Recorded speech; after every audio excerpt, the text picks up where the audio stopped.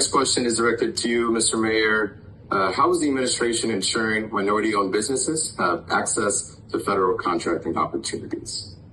I think it's important for everyone to know that you hear it periodically, but in every meeting that I have, and I think many of us have with the president on these topics, that this connective tissue of equity and making sure, as you've seen from the very first day of the administration with the president's executive order, it's very real to him, and making the commitments that Michael just referenced is sacrosanct to who he is and the vice president are as leaders of this country. As Michael said, the president's goal of increasing shared contracts to small disadvantaged businesses to 15% is real, and we're on track to meeting that goal of 50% increase since we took office. The administration is awarding nearly $70 billion in fiscal year 2022, a new record to small disadvantaged businesses as well. The president's leadership in making sure that the MBDA became a permanent agency for the very first time in the history and the leadership of Don Cravens is, I think, also a great example of having the commitment to making sure that minority-owned businesses have real access and someone fighting for them every single day, arm in arm with the SBA and the rest of government as well, a whole of government approach to making sure that these promises become real. We've seen $12 billion invested in community lenders, including CDFIs and minority depository institutions, to, again, expand access to capital and resources that have often sidelined some really talented entrepreneurs who just need access to capital. That is real under the Biden-Harris administration, recognizing that a whole government approach is so important because U.S. government buys about $650 billion in goods and services every single year, the single largest purchaser in the country. That spending power is a powerful tool to support small business growth, and we're all in and making sure it's real for every single business in this country. Thank you, Taylor. Thank you, Mr. Mayor. Our third question, Alex, I think you can take this one. Some communities are making an economic comeback and others are still facing challenges. Why are you focusing on supporting communities facing obstacles, and how will you know if policies are actually working? Thanks, Taylor. I think we are looking at a few different metrics to monitor whether or not the president's economic agenda is working.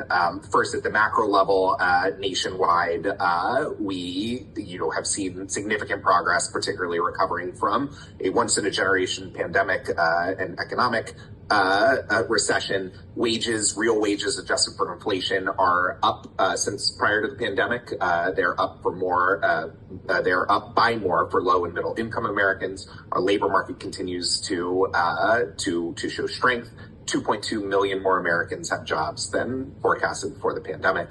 Median household wealth is up 37% since before the pandemic, and inflation is down by more than 2/3 since the pandemic. So these are the trends we watch at the macro level, but also knowing that economic conditions are felt, at the local and community level as well, which is why today's announcement from the Department of Commerce we think is so critically important and so well targeted. The Recompete program specifically targets communities with prime age employment gaps. These are communities where workers in their prime working ages, 25 to 56, a lower share of these workers are in the labor force than in other communities. We find that this is one of the best indicators of economic distress in local communities where, for whatever reason, through systemic segregation and historic injustice, disinvestment, offshoring, and trade and policy reasons, these workers have not had the ability or opportunity to enter the workforce. And that is what the Recompete program is really about, is getting into these places, these local neighborhoods where the most distressed communities are facing these economic challenges, and providing flexible, long-term, locally led solutions to get these workers back into the labor force, to get small businesses up and running, to train workers and create opportunities and create and link workers to good paying jobs. That is one of the key metrics we will be focusing on at the local level to ensure that these programs are working. The president has committed, he's been upfront from the very first day of the administration, that our economic agenda is going to leave no place, no community, and no worker behind. That is why we are so focused on the places that have been disinvested for far too long, whether it's rural areas, whether it's these distressed urban areas, whether it's historic fossil fuel and energy communities.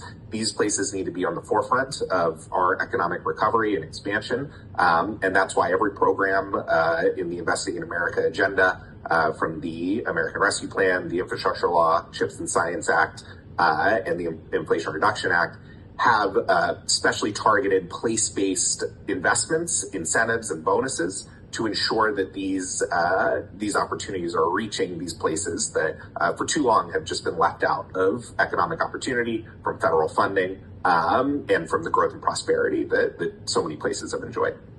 Back to you, Taylor.